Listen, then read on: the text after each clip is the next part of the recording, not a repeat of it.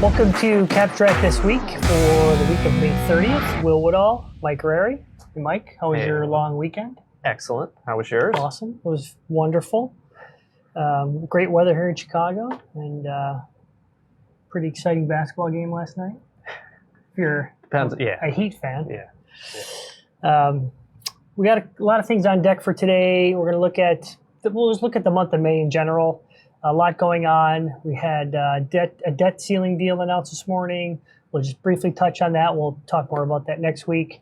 And we'll update you on our framework.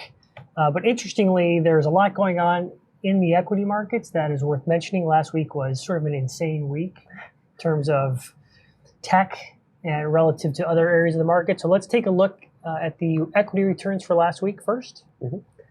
And last week, basically the only green spot on the board is large growth. Within large growth, it was Nvidia.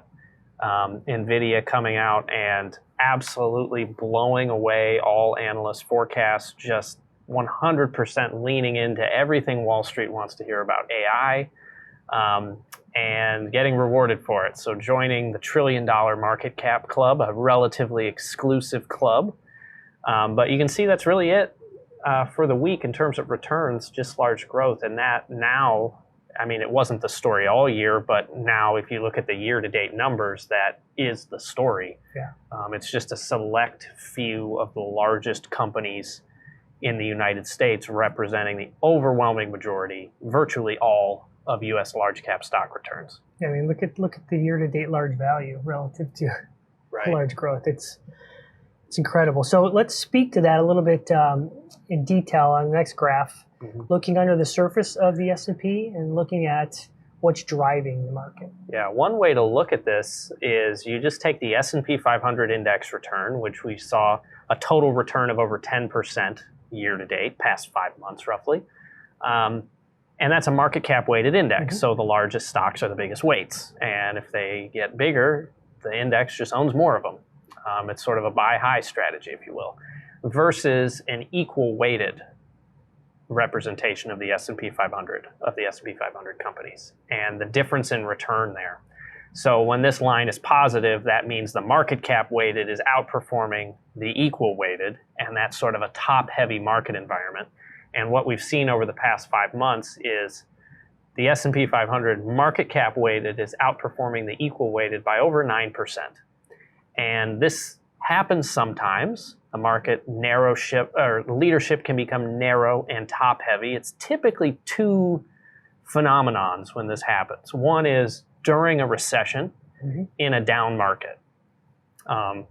Investors tend to trade up in quality, and they are perceived as, hey, if you're the largest company, you're the highest quality. So that's one instance. You see that in 2020. You see that in 2008.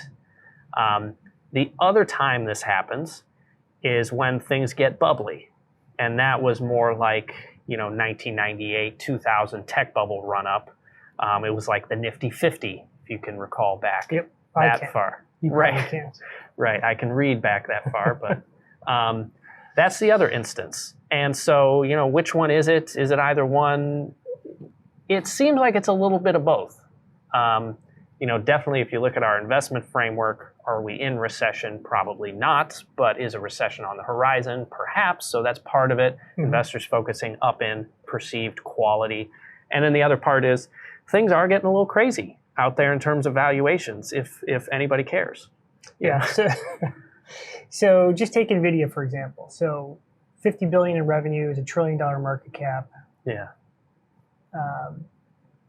What's the narrative that's driving the AI story? Like, it just happened like this. But the reality is AI has been here for a while. And is it just a chip shortage? Is it where's the demand coming from? Yeah. Well, the fundamental story is in progress. And, this is sort of like it's a gold rush and who's selling the picks and shovels. Well, right now it seems like Nvidia. And so this is it. Everybody pile into Nvidia. The fundamental story, we'll see what ultimately plays out. The important part is Nvidia is priced now to basically take over the world, and if AI just, falls short of expectations, or the company falls short of expectations, whatever, it is absolutely priced for perfection. Yeah. That's it. Nothing wrong with the company. Great company, incredible story, incredible execution. But there's a difference between a good company and a good stock. Mm-hmm. And that's based on the price. Like 140 times cash flow. Yeah. 55 times earnings. This is crazy stuff. Sure is. Right. Yeah. So it begs the question: do valuations matter? Right. We get this question a lot, and I would think we sort of think about at the extremes. They certainly do. Yes. This is an extreme. We have another chart here that sort of looks at that. Yes. Specifically. Yeah. Do valuations matter? First, you have to measure them the right way, and then they typically only matter at extremes. So what we're looking at now, you take the S&P 500 infotech sector, which obviously includes Nvidia, mm-hmm. and you look at its forward PE ratio, and it's over 30 times earnings, which is expensive. Mm-hmm. Turn that into an earnings yield. That's the green line. So how do you turn a PE ratio into an earnings yield? You just take 1 divided by the PE ratio. It's your earnings yield. So how much do you get in earnings for every dollar you put in? It's a little over 3%. You have to compare that to the alternative yield, or the risk-free yield, which is the money market yield, proxied by the Fed funds rate, which is the blue line. That's over 5%. So you could get a risk-free 5 or a very expensive 3. People aren't buying infotech for 1 year, though. Right. If you're putting money into infotech today, you shouldn't be thinking next 12 months, right? You should be thinking, I'm paying 33 times earnings. I should be thinking 30 years out. Yes. Hopefully that's the case. The reality is most investors are not thinking 30 years out. And so it begs the question, if you look at the yield you can get on cash, blue line, versus the earnings yield on infotech, that spread is now negative. You see that in the orange line. Yep. That rarely happens. It's only really happened 3 times in this chart. And so what does that mean for future returns? Do valuations matter? Yes, they do, but it's just a matter of when. They matter eventually. So if you're if you're going to buy infotech when the earnings yield is below the cash yield, these are realistic expectations that we have in the table here. Over the next 1 year, on average, if you would have done that, you should expect to perform in line with cash, right? Over the next 3 years, you should expect to underperform cash, potentially by a large margin, right? And this speaks nothing to the quality of companies in this basket. This is strictly about valuations relative to the alternative. And over the next 5 years, you should expect negative returns annualized. Right. Price does matter. Nothing wrong with the companies, just saying the valuations look a little crazy at this point, especially when you can get over 5% to park your money in a risk-free asset. Yeah. So buyer beware. Definitely. Yeah. Let's look at fixed income for the week and year to date. Yeah, difficult month in May. Why was it a difficult month for fixed income? 2 things colliding. One is all this angst about the debt ceiling. Will we get the debt ceiling increase, et cetera? It looks like it's going to happen. Big vote tomorrow. Mm-hmm. That on the margin pushed up yields. But then the second thing is the Fed looks like they just can't stop hiking. So we've seen rate cuts were previously priced into the market for 2023. Those are gone. And then the Fed skip or the Fed pause went away. And now it's looking like better than a coin flip's chance that we get another 1/4 percentage point rate hike in June. Mm-hmm. So what does that mean? Well, it means fixed income gave back some of their gains year to date. It means your yields right now are just about as attractive as they've been all year, close to it. So it looks pretty interesting in terms of yields on fixed income. They look very attractive. So let's say we go up a 1/4, that would put the Fed funds rate at 525, 550. Yep. 30-year bond sitting today right around 4. Mm-hmm. So just for the viewers again, because we get this question a lot, mm-hmm. explain the difference between Fed funds rate and bond yields, and how just because the Fed raises the Fed funds rate doesn't mean the bond yields are going up also. Right. How you could think about it is the Fed funds rate is an overnight rate. So you can get 5 to 5 1/4 right now if you compound that continuously. But you can't park your money in the Fed funds rate for 30 years.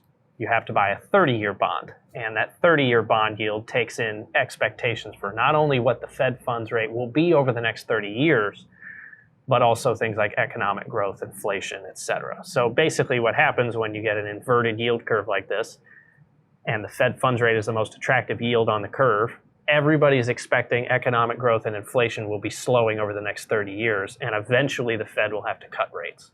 And so now we're at the point, we've been at the point since October, the Fed has raised the Fed funds rate and long-term bond yields have gone down.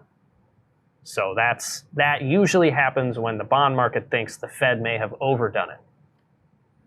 And so just for the purposes of the viewers, as we invest assets, we invest along the duration spectrum, right? Yep. So we're not always in one particular sector of the fixed income market. So it's important to know what you own, where you own it, and why you own it. And we've been extending duration throughout the year to take advantage of the eventuality of a potential recession where the long end of the curve would come down.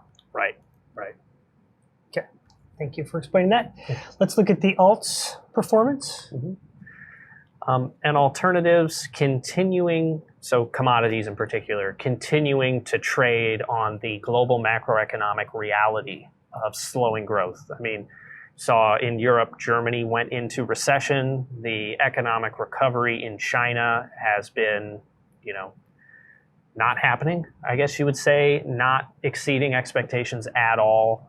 So continuing to reflect the macroeconomic reality of slower growth. I mean, basket of commodities down over 9.5% year to date.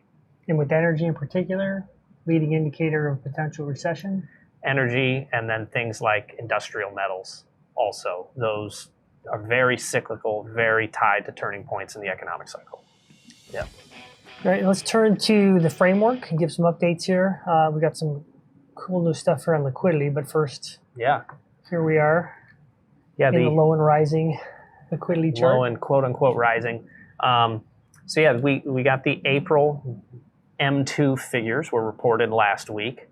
Those showed what we were expecting, that April 2023 was the fastest slowdown in money supply growth ever. And we do expect that to be the bottom on a rate of change basis year over year. So we still expect it to be down in the 3 to 4% range over the next few months, but down 4.6% year over year. That should be the worst in history. That should be about it. And then what does this recovery look like? Well, right now they're a little over 20 trillion US dollars in existence, and we're saying 12 months from now there should be roughly 21 trillion. About a $400 billion recovery in money supply growth and money supply over the next 12 months. That is not a lot. Right. That's very difficult. So this is going to be a really tough liquidity environment. And we know that this liquidity line has just been going down. And we've been talking about how equities are sensitive to liquidity, and this is bad for equities. And the Fed has been draining liquidity. But since last fall, the Treasury has been releasing liquidity and offsetting this in the equity market. Let's talk more about that on the next chart, because what matters is net liquidity, what's getting out into the economy. Yeah, the liquidity chart we showed previously, that matters 12 months out for economic growth and equity prices, et cetera. Net liquidity is more so, in the near term in trading. And what's happened, the net liquidity line, which is Fed assets minus reverse repo minus the Treasury general account, it's basically gone up since last October. And you can see the bear market rally, the blue line in the S&P 500 following suit. And so, why has that been happening? Well, the Fed on net hasn't really been improving net liquidity, net on net, if you will. They've still been reducing the size of their balance sheet.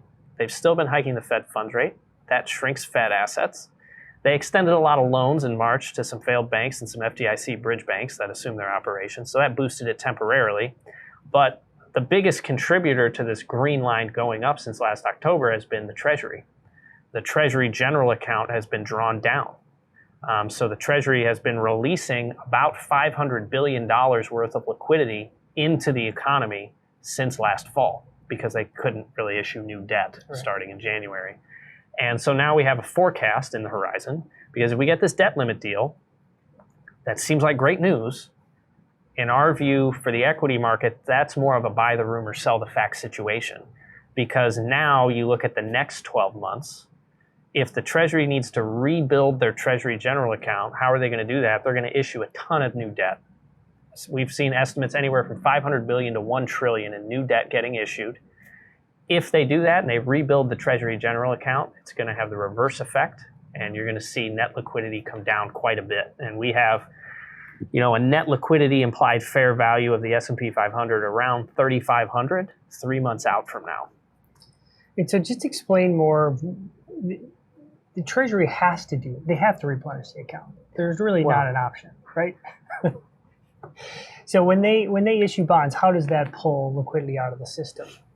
Well, right now, there's liquidity in the system. There's cash. And when the Treasury issues new debt, somebody needs to take their cash and buy that. Yep. So liquidity, cash is the liquidity. It's going away, and it's being put in Treasury bills. So that's how liquidity gets sucked out of the system. So there's less money to go into stocks. Yeah. This is this is probably too much for the video shoot, but I'll do it anyway. Basically, way back in the day when Japan was trying to stimulate their economy, they discovered this, unfortunately. They were trying to do all this fiscal stimulus by issuing all this new debt, but the citizens bought the debt. Yep. And so the citizens then had no money to spend, and the economy continued to struggle. It's a very similar thing. If the private sector buys the debt, it's not stimulative. Right. It's not stimulative at all. And that's probably what's going to end up happening. And this assumes, so you talk about, do they have to rebuild it? They technically don't. There's no law that says they have to have $500 billion in the TGA. That's just what they normally have. And this line assumes that they bring it back to $500 billion over the next 12 months. So this is actually very conservative. Yeah. If there's just a big rush of issuance, the net liquidity will get worse than what we show here. Yeah. So remains to be seen, but we should know very soon. Yep.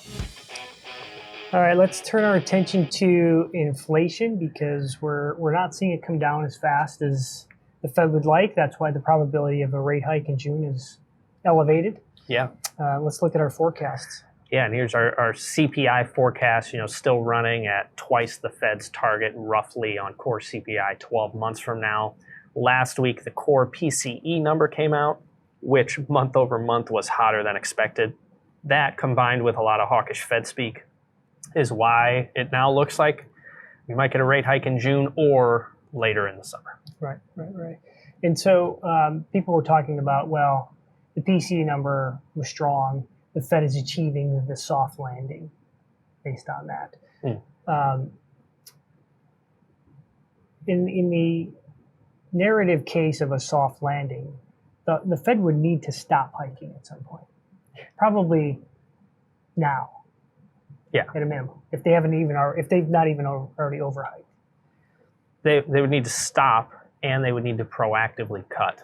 Reverse course. That would be how they would view it is you hike the Fed funds rate into a restrictive territory, which is above the neutral rate, which you would argue right now we're there. Mm-hmm. And then you proactively cut the Fed funds rate right to neutral, and you have this beautiful landing, something that has never been done before. And just before we move off this, one more rate hike potentially, what does that do to bank stress? Yeah, it just exacerbates the situation. The price of new money just goes up. So if you're a bank and you need deposits or you need to keep your current deposits, you just have to pay more. All right, let's look at economic growth. The story keeps still worse here, but it's still okay. Yeah, still low and falling. So there, thus far in calendar Q2, the economic data has generally been okay. If you look at something like Atlanta Fed GDP now, it's running at 1.9%, which is a little hot, relative to our expectations. We expect something like 60 basis points for Q2, but plenty of time. And not expecting much over the next 12 months. So let's layer in the recession update here. And as you talk through this, talk about some of the recent developments we've been making on our recession model. Yeah. So yeah, the recession forecast hasn't changed a whole lot, and we are acutely aware of the fact that this is the recession that always seems to be 6 months away, right? It keeps getting pushed out and pushed out and pushed out. And at this point, it almost seems like it's never going to happen. But the reality is we could be much closer than narratives suggest. Really, the last piece of our recession model that would, if it showed stress, would sort of, almost cement a recession is the labor market. And of course, this time's different. The labor market is different than all these prior cycles and all of that good stuff. But there actually we are starting to see signs of stress in the labor market, not to the point where it would kick up our right now probability, but getting somewhat close. So what we're working on right now is within our short and medium term indicators. For example, right now, in terms of showing stress in the labor market, we use something called the SOM recession indicator, which has an incredible track record, backward looking. And what it basically says is you take the 3-month moving average of the unemployment rate. If it's 0.5% or more above the 52-week low, then a recession is imminent. And that's great. It works every single time. The problem is that unemployment rate uses the establishment survey. The establishment survey gets revised. There are birth-death assumptions in terms of birth and death of businesses that go into that. There are a lot of statistical things with it that if you're going to use it as a short-term indicator, there might be better alternatives out there, right? Also, if you think, well, if we're currently at 3.4 and then we have 3.9 unemployment rate the next 3 months, it triggers. The market will react before the third month of 3.9, right? So, we're working on transitioning this to something that's more real time. So data points we get weekly, initial jobless claims, and warned layoffs that are not revised, and turning those into signals that we can use to give us an even better gauge on when recession is coming. And so just explain what we're looking at here with these warned layoffs and these initial jobless claims. So you start with initial jobless claims, which come in weekly. And the recession rule is if the 12-week average of initial jobless claims is up 25% or more from the 52-week low, that signals recession every single time. And it usually triggers approximately 8 weeks into a recession. And this is based on data going back to 1960. So it's slightly later than the Ember would go back and say, hey, a recession started, but it's usually earlier than the market recognizes we're in a recession. And so that's for sure, no false positives. Every single time triggers. That's the dark blue line you see right now. We're at 18.7%. We show that because 20% is the warning line. Yeah, we're knocking on the door. We're really close. I mean, basically, we actually thought we were there, and then it turned out there was fraud in Massachusetts, where about 171,000 initial jobless claims over the past 3 months were fraudulent, and they were wiped out of the data. So we were getting, increasingly nervous that, hey, this is going to trigger here. But turns out there was fraud. But anyway, regardless, if you get anything above 250K over the next couple of weeks, we'll probably move above 20, and then we'll see what happens on 25. And so do we think we're going to move above 20 and above 25? Well, if you collect warn notices, those in normal economic times, meaning outside of like a pandemic or terrorist attacks, they give you roughly a 60-day lead on initial jobless claims by design. And warn notices, what those are, the WARN Act states that any business with over 100 employees needs to file a warn notice with the state government anytime they're laying off a significant number of employees or shutting down a plant or anything like that, to give the employees time to retrain and get new skills and things like that. So the Cleveland Fed collects this data. That's the light blue line. Similar thing. When it triggers, when the 3-month average of warn notices are up over 100% versus the recent low, that usually triggers a recession. We're well over that. Yeah. And how far So- back does that data point go? That only goes back to the late 90s. So that's why that won't be our primary signal. It'll be something around jobless claims, so those we have going back much further. Yep. But if we're thinking, how are we going to front run our recession model? Warren notices would be a great place to start. Right, that's great. Great. Well, any other thoughts this week before we hang it up for May? Absolutely not. All right. Well, then we will wrap it up there. If you have any questions, as always, reach out to us or contact someone on the private wealth team. And we'll be back next week with another update. Have a great week.